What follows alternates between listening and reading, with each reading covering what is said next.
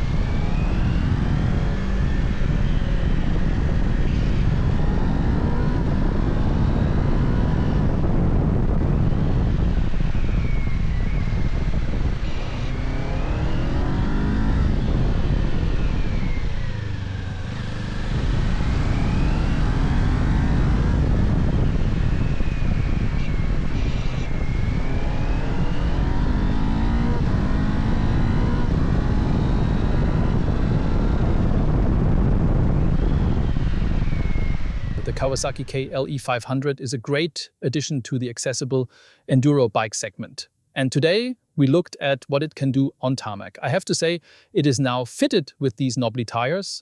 I do not know exactly, but I would guess they are roughly 50-50 tires for off-road and tarmac. IRC Trial Winner tires.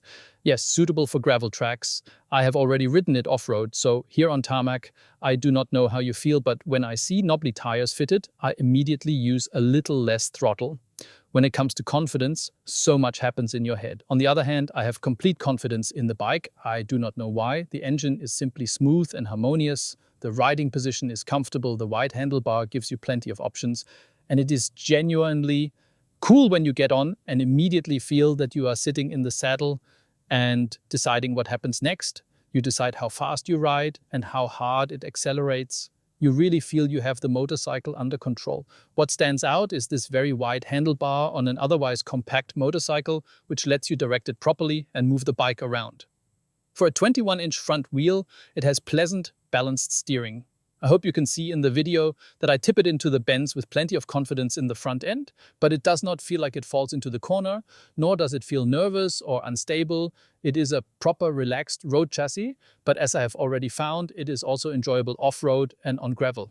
And gaining confidence in the bike so quickly is, I think, always good for the lap time. I think I could have ridden just as quickly after one lap. I completed 10 laps here, as with all the other bikes.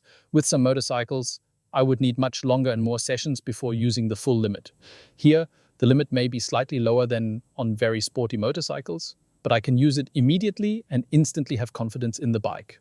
That comes from the accessible motorcycle, the approachable response, the comfortable riding position, and confidence in the brand, because it is simply a solid Japanese product. So I think I was not exactly slow, despite the knobbly tires and despite it being a small machine with not even a full 500 cubic centimeters. There are now many competitors in this segment. You have CF Moto, Royal Enfield, KTM and Kawasaki. I am also curious where all these contenders will end up at the end of the year in the 1000 PS fastest lap table. I have the small data recorder fitted and it measures everything without mercy. Whenever you look at the table, check which tires were fitted. That is extremely important with adventure bikes and enduro bikes. The more off-road focused the tire, the harder it is on tarmac. Apart from that, none of the bike's basics stand out dramatically. And I do not mean that negatively. The brake is solid, not aggressive, but not spongy or unpleasant either. It is well judged and adequately sized. The controls, gearbox, and gear changes are all such that there is nothing major to discuss. But there is also nothing that makes me say I have found a flaw. It is an incredibly versatile, accessible product that can be recommended to a broad audience. And I think it will sit relatively high in the table simply because I quickly felt confident enough to carry decent speed through the bends. And that is despite the very off-road oriented knobbly tires and the tarmac temperature now being above 30 degrees. But let us look at the table together, everyone.